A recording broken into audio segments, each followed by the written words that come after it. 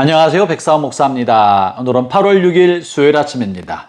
오늘도 신실한 마음으로 하나님의 말씀과 함께 하루를 살아가는 여러분 모두에게 크신 하나님의 넘치는 은혜가 하루 종일 함께 하시기를 바랍니다.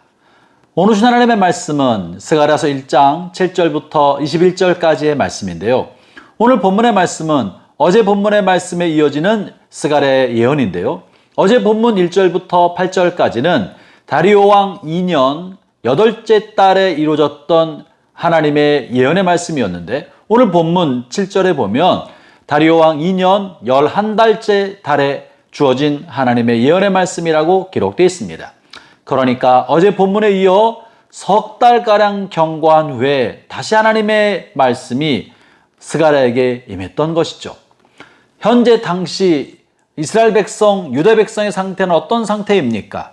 고레스 칙령에 의해서 꿈에도 그리던 가나안 땅, 하나님의 약속의 땅, 고향의 땅, 유대 땅과 예루살렘 땅으로 돌아왔지만, 예루살렘 땅에는 여우와 승냥이가 뛰놀고 야생 짐승에 의해서 방치된 황무지가 되어버렸던 상태였습니다. 집도 무너졌고 그들을 보호해줄 수 있는 성벽도 다 무너진 상태에 있었습니다. 그들은 황량한 마음으로 절망과 좌절의 시간을 보냈을 것입니다. 성전을 건축한다고 시작했었지만 그 일을 끝까지 이루지 못하고 좌절과 낙심, 그리고 많은 이방인들의 방해 공작으로 인하여 큰 좌절을 겪고 있었던 상태에 있었습니다. 낙심과 좌절, 그리고 자신의 힘으로 감당하지 못할 만한 어려운 일들로 인한 절망, 한치 앞도 할 수 없는 불확실한 미래에 대한 두려움, 이런 것들이 예루살렘으로 돌아왔던 유다 백성들 마음에 자리 잡고 있었던 마음 상태였던 것이죠. 그때 하나님께서 선지자 스가랴를 통해서 이스라엘 백성에게 두 번째 예언의 말씀을 주고 계신 것입니다. 오늘 본문에 보면 온 땅을 두루 다녔던 하나님의 천사가 땅을 보고 온 경과를 이렇게 말합니다. 11절 말씀입니다. 그들이 화석류 나무 사이에 선 여호와의 천사에게 말하되 우리가 땅에 두루 다녀보니 온 땅이 평안하고 조용하더이다. 여기 본문에 평안하고 조용하다는 말은 평화로운 삶을 살고 있습니다, 번영의 삶을 살고 있습니다라는 긍정의 의미를 말하고 있는 것은 아닙니다. 이것은 어쩌면 황량한 벌판이 주는 평안함, 다시 말하면 적막함을 말하고 있는 겁니다. 황야가 주는 고요함, 이것은 어쩌면 인기척도 별로 없고 활력도 없는 죽은 도시 같은 느낌을 이렇게 표현한 것입니다. 그러므로 본문에 있는 평안하고 조용하다는 의미는 활력도 없고 역동성도 사라졌고 좌절과 절망의 골짜기에 빠져서 고요한 상태에 있는 이스라엘과 유다 백성들, 그리고 예루살렘 유역의 삶의 사람들을 말해주고 있는 것이죠. 그것에 대한 증거가 바로 그 다음 절에 이어지고 있는 말씀입니다. 한 천사가 이렇게 보고하자 이 보고를 들은 하나님의 천사가 하나님 앞에 이렇게 요청합니다. 그것이 12절의 말씀입니다.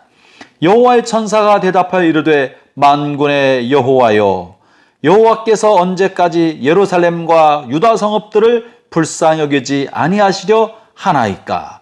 이를 노하신 지 70년이 되었나이다 하매. 이 말씀을 통해 볼 때 이스라엘 백성이 여전히 절망과 좌절의 골짜기를 살아가고 있으니 하나님이여 이제 이들을 다시 일으켜 주십시오. 이들을 활력 있게 해 주십시오. 이들의 삶에 역동력을 주시고 부흥케 하여 주십시오 라는 이야기를 하고 있는 것 아니겠습니까? 사랑하는 성도 여러분, 하나님께서 여러분에게 주신 약속의 말씀이 있다 할지라도 현실의 벽에 부딪혀서 좌절감과 낙심의 골짜기에 빠질 때가 있습니다. 주를 위해 무언가 하겠다고 열심히 뛰었지만 성과물이 나타나지 않고 무언가 일이 되어갈 듯한 결과물이 보이지 않을 때, 주변에서 방해가 많고 주변 사람들의 회방이 많고 주변 사람이 이 모양 저 모양으로 태클을 하는 것처럼 여겨질 때 우리는 좌절하게 되고 낙심하게 됩니다. 그래서 마음이 적막해지고 우리의 심령이 황량하게 될 때가 있는 것입니다. 그럴 때 하나님께서 오늘 본문 같은 상황 속에서 하나님의 천사가 하나님 앞에 요청하고 있는 거죠. 하나님 약속을 이루어 주십시오. 하나님의 백성을 불쌍히 주십시오라고 중보기도하며 요청하고 있는 것입니다. 그럴 때 하나님이 어떻게 대답하십니까? 어제 본문 석 달 전에 하셨던 하나님의 말씀은 내게 돌아오라 회개해라 라는 준엄한 경고의 말씀이었는데 그 후 석 달 지난 다음에 하나님이 뭐라고 말씀하시나요? 그것이 바로 13절의 말씀입니다. 여호와께서 내게 말하는 천사에게 선한 말씀, 위로하는 말씀으로 대답하시더라.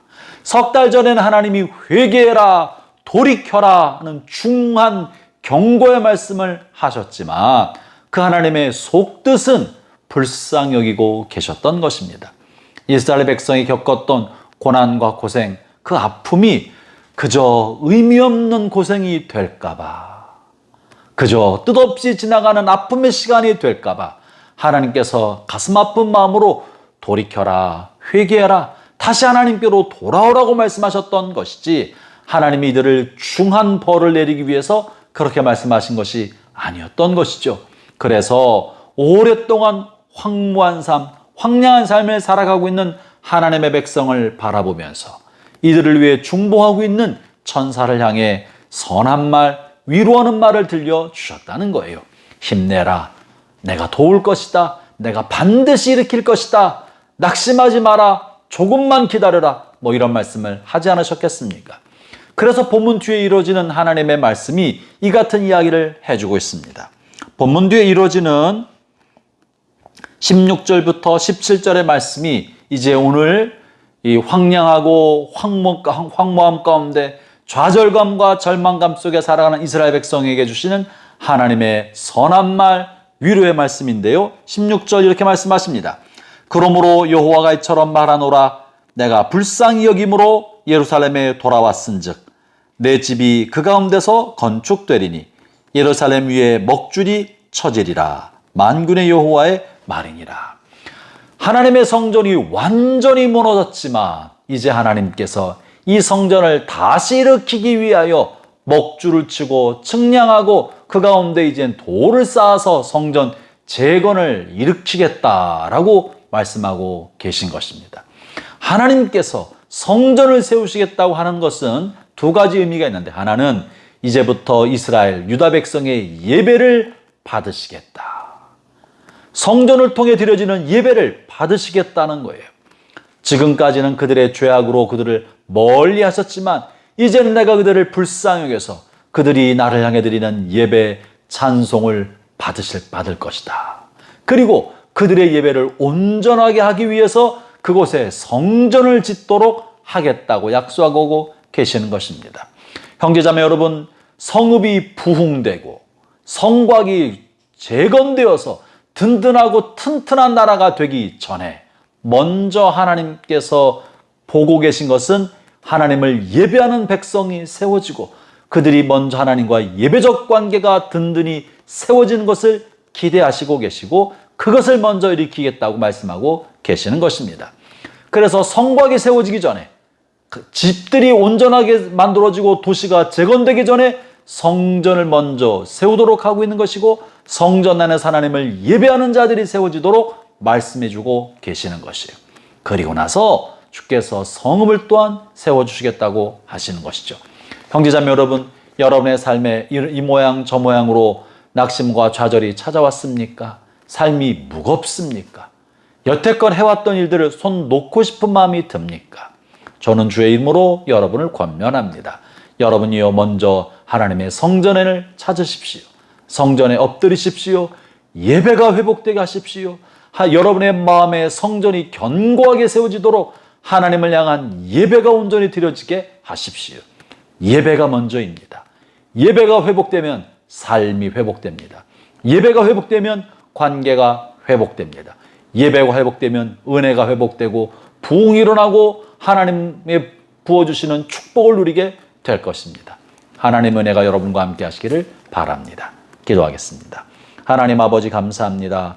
주께서 무너진 성벽, 무너진 성전, 무너진 성읍을 바라보시면서 그들을 위로하시고 격려하시며 선한 말로 달래주시고 먼저 그들을 회복시킬 약속을 말씀해 주셔서 감사합니다.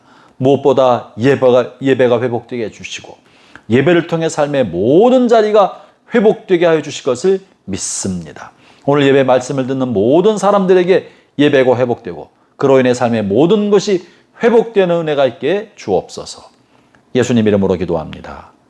아멘.